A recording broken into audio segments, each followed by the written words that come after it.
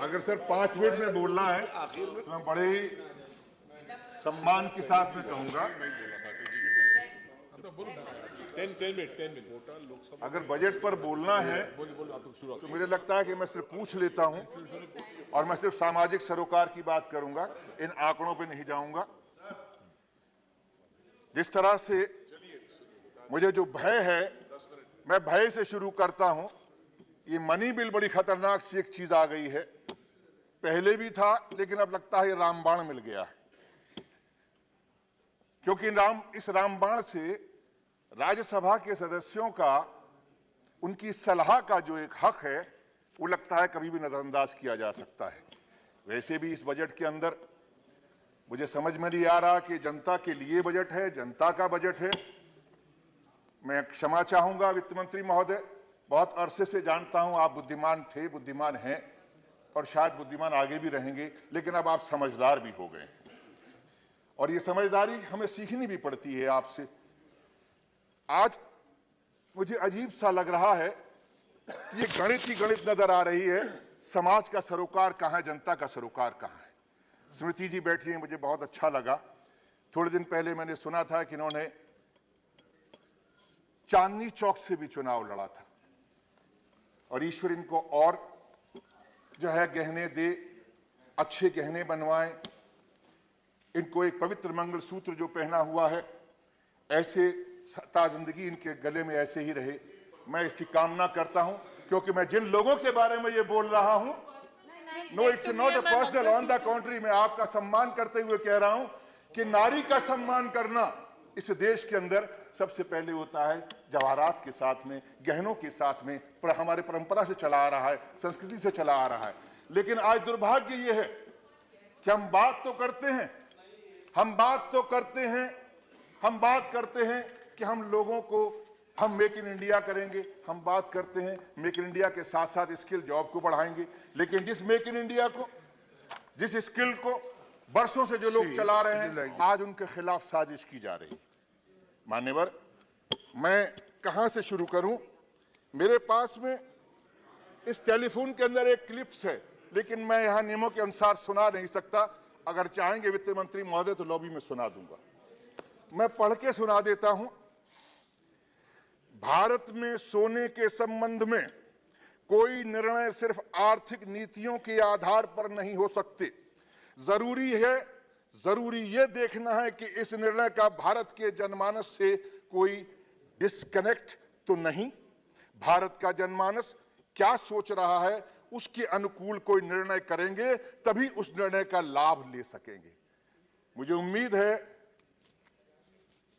कि ये भाषा सुनने में तो ऐसा लगता है जैसे अब्राहम लिंकन ने बोली हो, क्योंकि समाज का सरोकार की बात है, लेकिन ये भाषा उस वक्त के मुख्यमंत्री गुजरात ने और आज के प्रधानमंत्री नरेंद्र मोदी जी ने 2012 में बोली थी, जब यूपीए सरकार जो थी, जब एक्साइज लेकर आई थी स्वर्ण के ऊपर। मान्यवर, मैं आपसे सिर्फ यही कहना चाहूंगा कि इन तमाम चीजों को देखते हुए मैं आपसे यह उम्मीद नहीं करता, मैं जानता हूं वोट की राजनीति नहीं कर रहे, वो वोटर हमेशा आपके साथ में रहे थे, जब आपका झंडा, डंडा, बैनर सब आपका लेके चलते रहे। जब भी कभी उन्होंने गुरु दक्षिणा भी दी और साथ साथ जब चंदा देने का काम हुआ चंदा भी दिया, और उसके बाद में जब भी कोई आंदोलन किया, जब भी कोई मीटिंगें की, तो आपके लिए उन्होंने असली घी की पूड़ियां भी बनाकर खिलाई।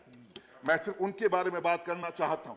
मैं इसलिए करना चाहता हूं कि उस समाज को आप जानते होंगे मैंने क्यों कहा, ये पर्सनल नहीं कहा मैंने किसी के लिए, बल्कि मैं अपनी माँ, अपनी बहन के लिए भी ये कह सकता हूं कि मैं अपनी माँ को सजा देखता हूं तो मेरी माँ जो है उन गहनों से नजर आती है, मेरे जो हमारी देवी देवताएं जो है उन गहनों से नजर आते हैं। और ये एक गहना किस तरह से बनता है, इसमें गलाई करने वाला, वो जो गलाई करता है, गलाई करने के बाद में जब सोना आता है तो बंगाल से जो काम करने वाले वो आते हैं, सारे हिंदुस्तान में है, महाराष्ट्र से वो गलाई करने वाला जब उसमें रेनी मिलाता है 2% की, तो रेनी मिलाने का मतलब वो मैन्युफैक्चरिंग हो जाती है, क्योंकि उसकी शेप बदल जाती है, और जब वो शेप बदल देता है तो बेचारा मजदूरी कितनी पाता है, 20 रुपए।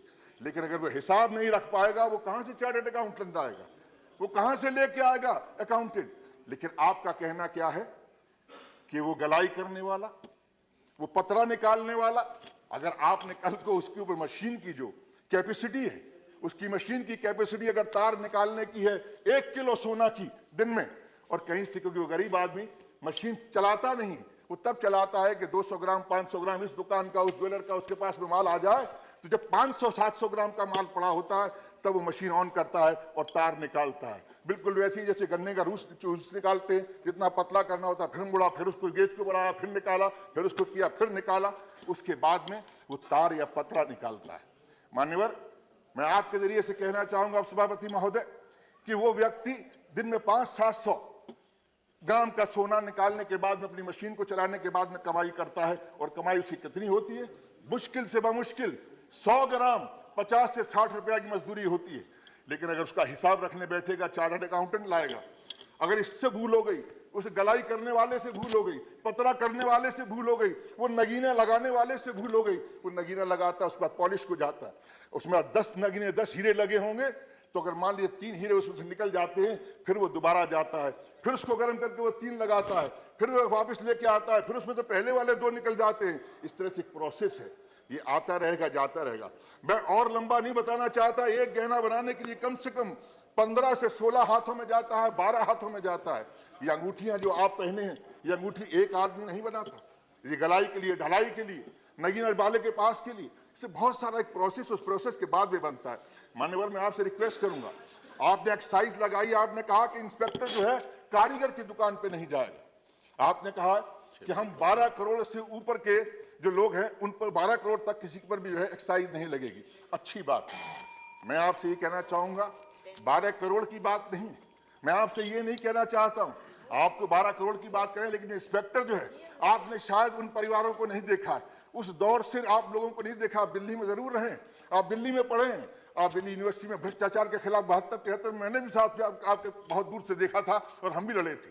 लेकिन एक चीज मैं कहना चाहूंगा, इनकी लड़ाई बहुत बड़ी अलग लड़ाई है। इनकी लड़ाई ये नहीं है कि हम टैक्स नहीं देना चाहते, वो आपको 1% की एक्साइज देंगे, जरूर देंगे, लेकिन एक्साइज क्यों दें? आपको कमाई करनी है ना, आप बुलियन पे लगाइए। आप क्यों जो है कैश से सोना चांदी क्यों खरीदता है, आप उस पर लगाइए। जब कैश से सोना चांदी खरीदेगा ही नहीं, तो ऊपर से जब आएगा, आप एक लगाओ, जो लगाना उस पर टैक्स लगाइए। वो टैक्स देने को तैयार है, आपके रेवेन्यू देने को तैयार है, लेकिन उसको इंस्पेक्टर का भय मत दिखाइए।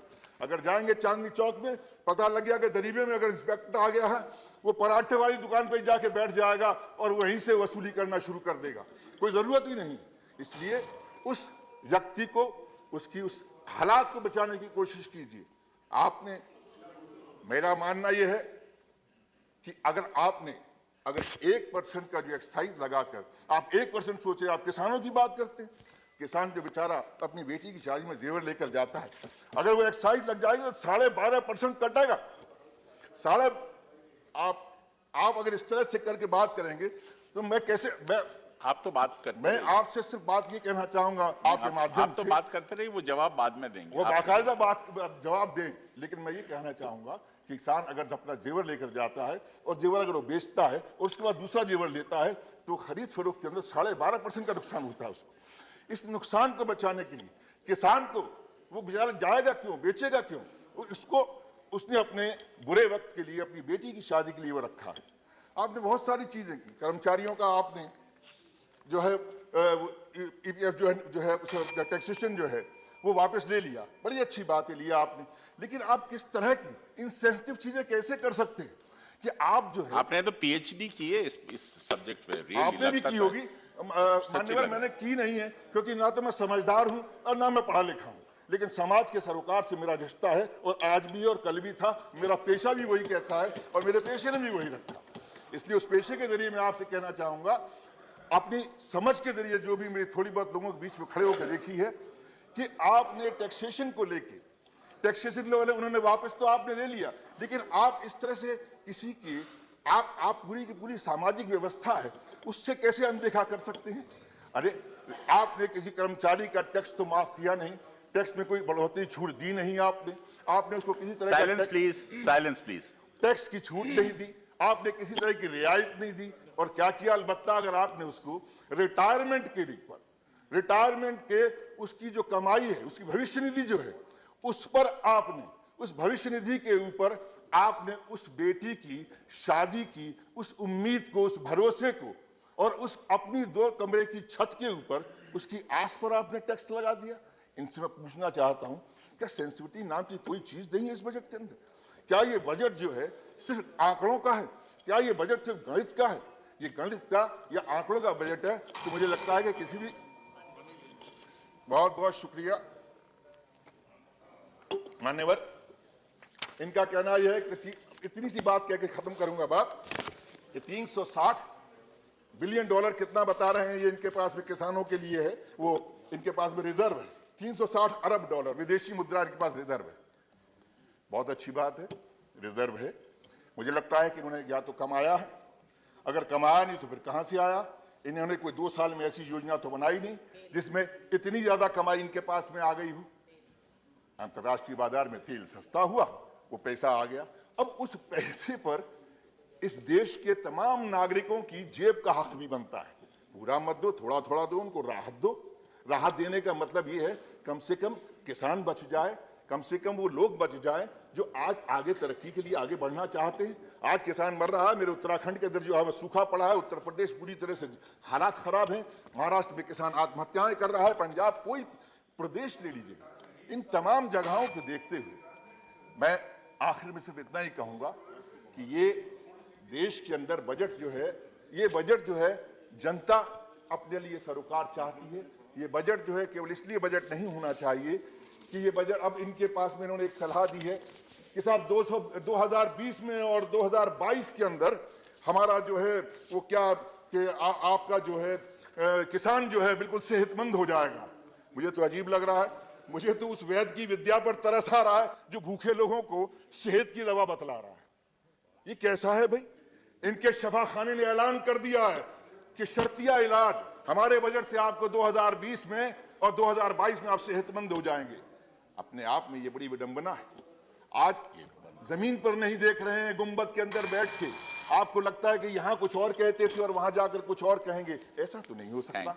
जो यहां विचार कैसे बदल जाता है यहां से वहां जाने में, सोच कैसे बदल जाती है वहां से यहां जाने में। मेरे ख्याल से मैं हमारे नौजवान साथी यहां पर बैठे हैं और मुझे बड़ा इज्जत और मान के साथ में कहूंगा कि हम आज अपने पिता की बात, इनको शायद समझ में आए या ना आए, लेकिन इनके पिता की बात जो बीजेपी के अंदर बहुत बड़े अर्थ के नेता माने जाते थे, उनकी बात आज आम आदमी के विधायक सुन रहे हैं। अगर उन्होंने 2012 की स्पीच देख ली होती तब आपको समझ में आ गया होता कि स्वर्णकार के ऊपर, ज्वेलरी बिजनेस पर टैक्स लगना चाहिए, एक्साइज लगनी चाहिए या नहीं लगनी चाहिए। बहुत बहुत धन्यवाद आपको।